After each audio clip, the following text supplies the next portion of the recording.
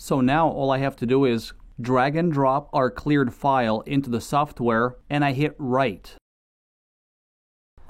Guys, I took a little break, but now I'm back and I have a lot of stuff filmed for you. In this video, we're gonna continue working on our side-swiped Acura TSX, where it sustained damage to the fender, both front and rear doors, and a rear quarter panel. First order of business was to put all of the metal back into its original shape, and I couldn't have done it without my trusted spotter tool. I got all of the metal straightened out real good. Then I went ahead and applied some body filler. And then got everything blocked out until it was straight as an arrow. Then I applied the primer to the entire side of the car. And this is basically where I've left off. So now, since your memory's refreshed, let's go ahead and move on to the next step of our rebuild. So in today's video, we're going to swap out the roof airbag and also the seat airbag. This seat is going to get stitched up, but the main point of this video is going to be about what it takes to actually reprogram your airbag module. I've looked all over YouTube and just internet in general to see what it takes to reprogram the module, but for some reason the information on that topic is very scarce. Most videos that you watch on that topic do not explain the whole process step by step. They're very vague, and most of them just advertise their own service, so you'd have to send your module to them in order for them to reprogram it. I guess it's a big trade secret that they don't want to give up, but I've researched this enough to where I can show you step by step what needs to be done to get the airbag module reflashed, so this way the SRS system would work just the way it's supposed to. As a result of the accident, the side airbag went off and pretty much ripped through the seam on the seat, and it actually did a little more damage than just that because this area right here got ripped. But I'm pretty sure that my buddy can patch this up and make it look good again. Let's go ahead and get this seat unbolted and pulled so it could get repaired.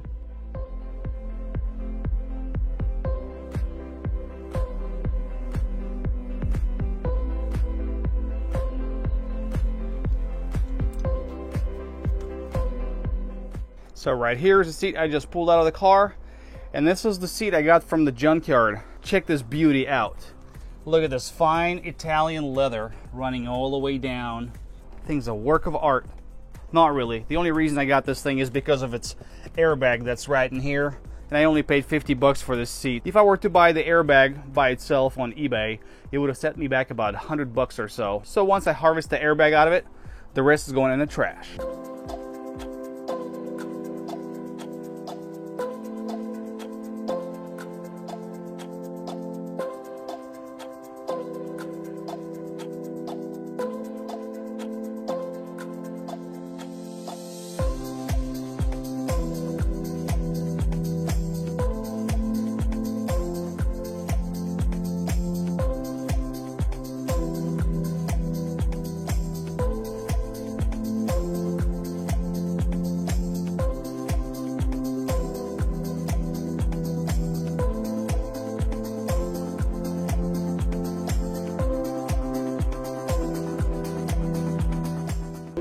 Такое сделаешь? Это Acura. Acura, да.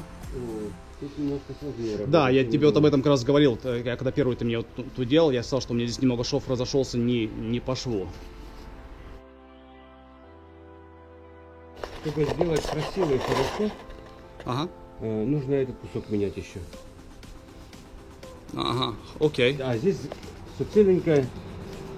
Все просто арбек поменять и зашить. А этот кусок надо менять. Поменять, хорошо. Все. А меняется это я уже знаю. Тут распарывается, это все распарывается, делается капия. И опять же под нее обязательно под кожу тоненький поролончик, обшить ее и строчить. И тут обшить. И все, нет проблем. Делаем. Делаем такое. Vlad is a pretty legit dude. He pretty much does it all. Bunch of interior work as far as the covering. So I think this is mid-70s Chevy, and He's doing the upholstery on the seat, just pretty much getting it all redone, freshening it all up.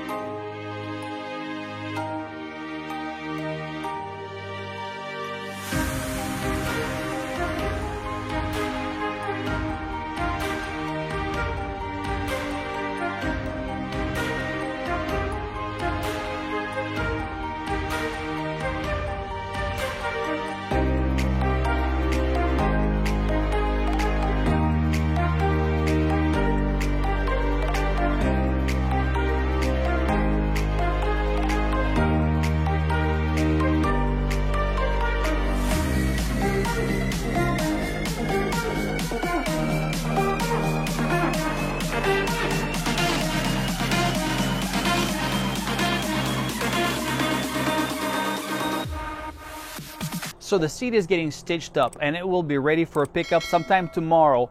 But in the meanwhile, we got to replace that side roof airbag, and also let's go ahead and get that airbag module reprogrammed. In order to get to the side curtain airbags, I have to drop the headliner, or at least one side of it. In this case, both upper roof handles and the sun visor have to go.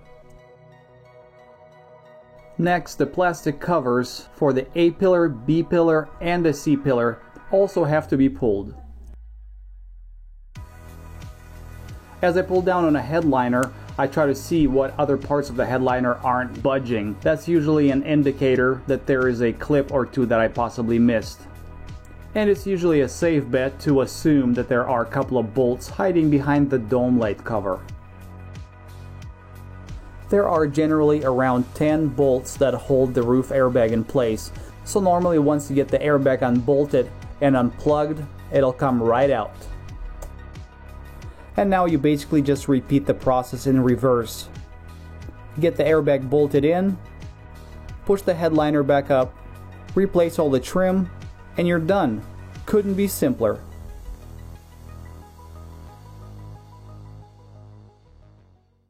So the driver's seat that would normally be here is obviously out. Airbag that's inside of a seat is unplugged, but for testing purposes, I will use this plug with a correct value resistor. I will get this plug plugged in. So right now, as far as the car is concerned, the seat is in and the airbag in the seat is plugged in. So now with our airbag emulator in, I will go ahead and turn on the ignition. So let's see, right here.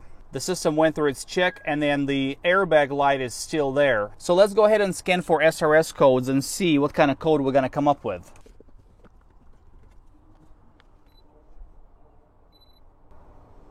Okay, let's go into the airbag, the SRS menu.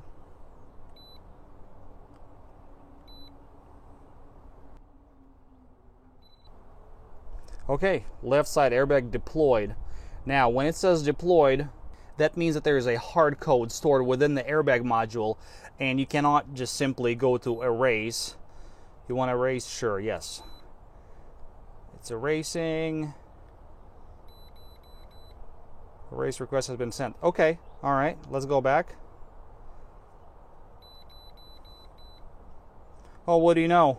This code is still there. That means we cannot use any sort of a code reader to erase this code. The only way to do so would be to actually physically remove the airbag module and reprogram the chip on which the crash data is stored. In most cars, the SRS module is stored somewhere under the center console or under the dashboard. And usually if it's under the dashboard, it would be tucked away in that area right there, just to the right of the gas pedal. In most cases, you would have to remove the entire center console, which is a pain in the butt. The easiest SRS module access that I've ever seen in any of the cars is in my Mazda Speed 3, where you literally, all you gotta do is just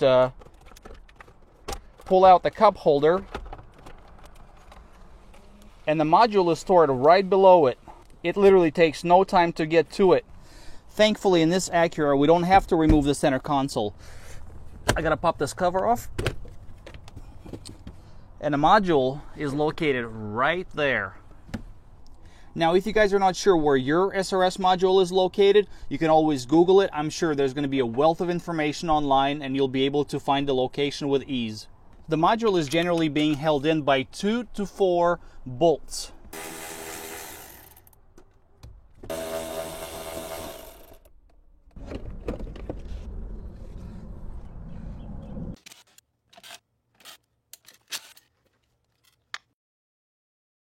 So the way to find out which one of the chips on a circuit board that you'll be working with is you put the part number of your module into your web browser.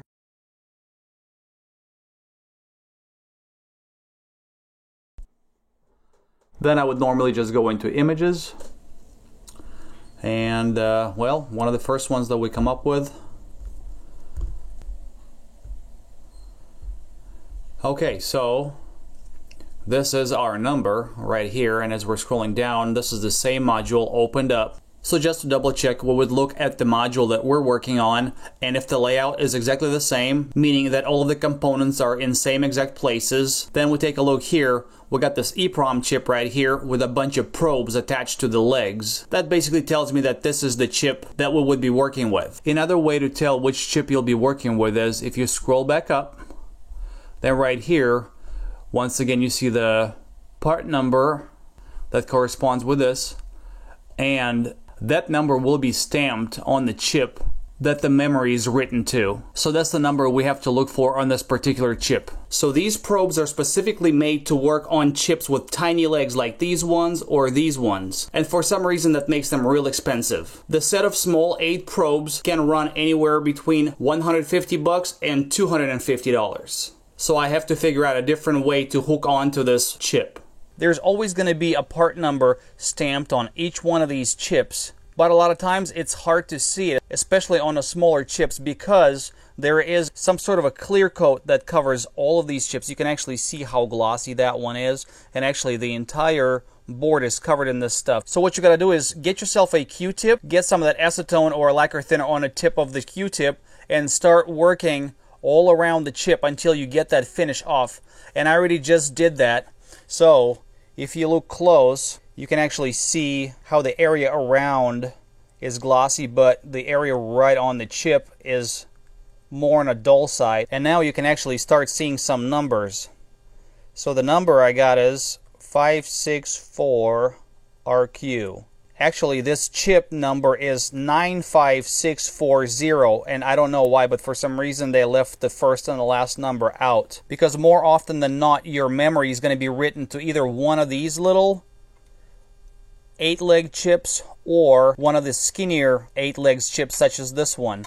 So the number on the chip that we're looking for is 95640, and if you look at any of these other chips, you will not see that number stamped on them. Therefore, we know that this is the right chip. And also, if you don't clean up the area around the chip, you will not be able to get that chip removed off the board. This chip is soldered onto the board, so I'm going to use a hot air station to melt the solder so I can get this chip removed. So this chip is really small. Normally, the chips that the memory is written to are quite a bit bigger. And in order to program one of these, all I gotta do is I just gotta drop it into a socket such as this one.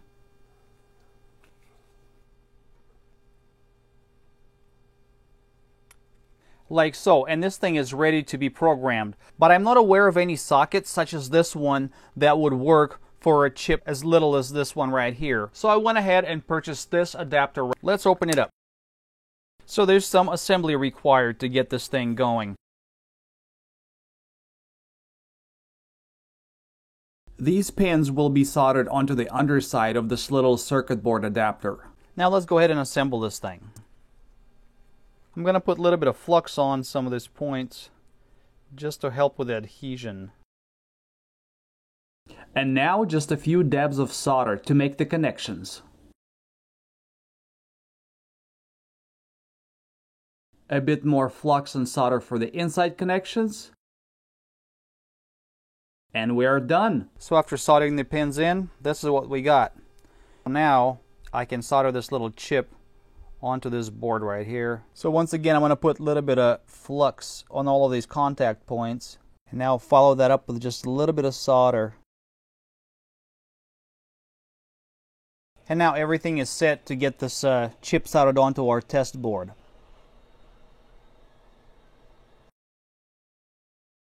So this is the programmer that I'm using. This is the software that came with my programmer.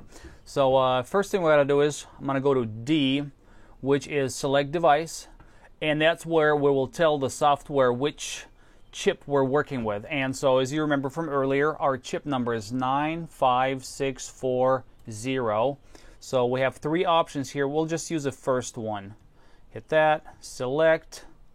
It's gonna okay, do its thing. Okay, we'll hit buffer, and then we'll hit read. And look at that, it populated with a bunch of numbers. There's a lot of stuff here. Okay, let's go back to the top. If you look down here, and guess what? That comes back to our part number. Good. That means we got a good read. Somewhere within this long code is our crash data. So down here we got a bunch of zeros, and then these zeros actually produce a bunch of nothing. So this is just a dead area within the code. And then if we scroll back up, we see there's actually quite a bit of code that translates into code right over here. So this could be the crash data, but I don't know. And I don't really need to know none of that. So what we got to do is we have to save this file. So we go File, Save As. And then let's go ahead and call it Acura Bad Dump. So it doesn't really matter what you call it. This is just for my own reference. And it's going to get saved as a .bin, which is a binary file. And let's go ahead and save this file to the desktop. Alright, so we got the file right here. So the next step would be to get this file cleaned. In order to get our dump with the crash data cleaned, we have to upload our file to one of the websites that offers the cleaning service. So let's go ahead and take a look at the first three websites that I came up on. First one is airbagtool.com. So once we arrive here, we go to Airbag, and then you can either choose make and model of your vehicle, or what I'm going to do is I will paste my part number right in here, and that's how I'll do my search. Okay, here it is. We're going to choose it. So on this page, we can see that this is a paid service. It costs 15 euros, or about $18 to $20. Now let's upload the file that would need to be cleaned. Go browse, and here I will just search for the extension of BIN, and here is my file, Acura Bad Dump. So I will choose it, and then I go to clear crash data. So at this point I will select my payment method, and later on this website will ask you for the email address where once the payment clears, your cleaned file will be emailed to. Let's go ahead and look at the other website. This one is carprogonline.com. So same thing, airbags. And I'll do the same. I will paste the number in. Here it is. Choose it. And here, the same service runs 10 euros, which is about, I don't know, $12 to $13. Same thing. Let's choose it.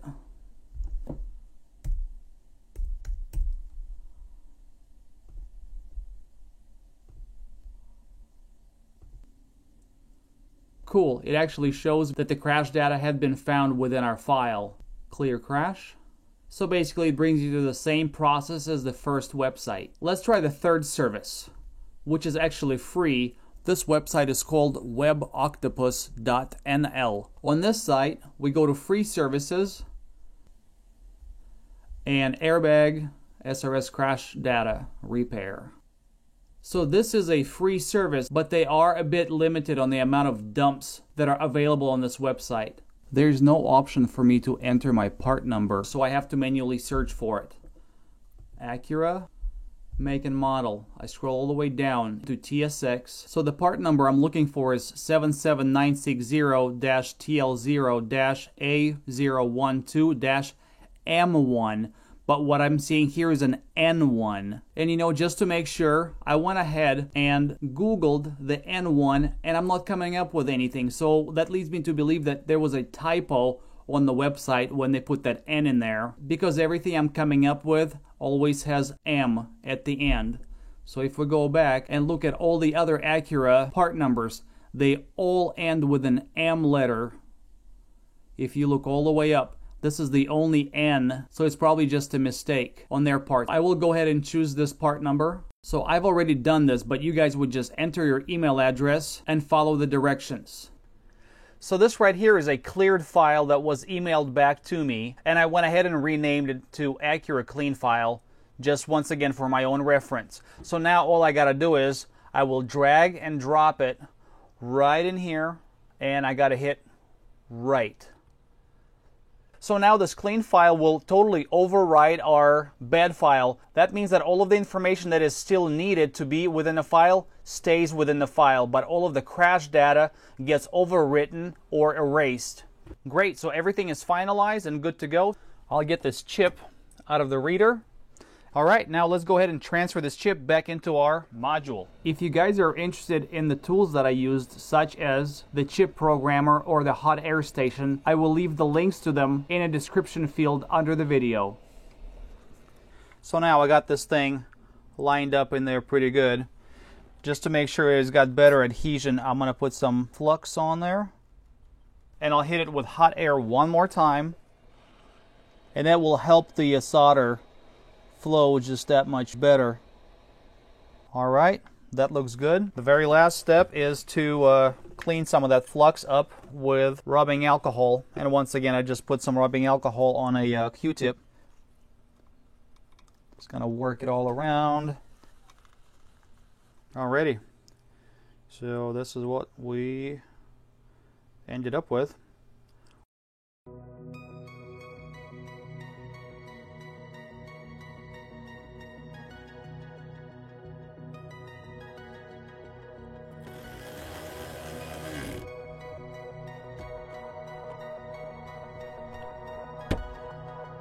So the upholstery guy just called. He said that the seat is ready, so let's run out and get it. And here it is.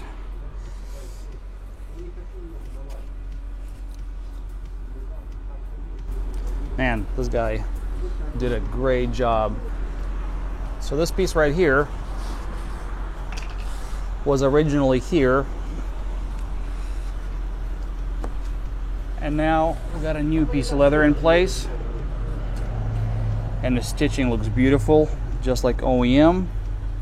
He matched it up with a white thread to the original stitching.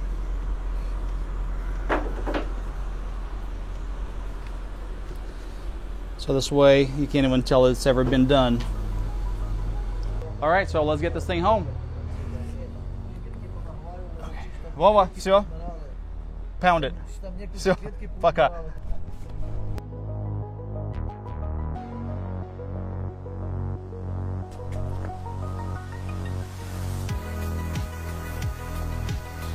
Now with the module and all of the airbags hooked up, it is safe to reconnect the battery.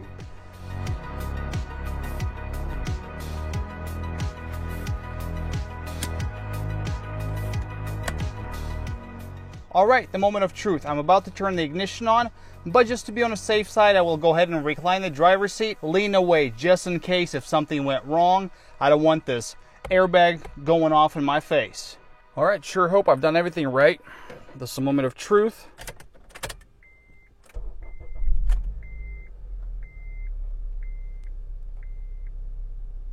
All right, it turned off. The system's reset. Another success.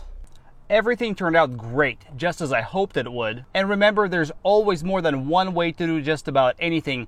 This is just the way I chose to go about my repair. So in the next video, we're gonna get the whole side of the car painted, and there are a couple of bonuses that I'm gonna throw into that video as well. So in the meanwhile, if you guys liked the video, go ahead and hit that like button. Go ahead and subscribe if you haven't already, and I will be seeing you soon in the next video.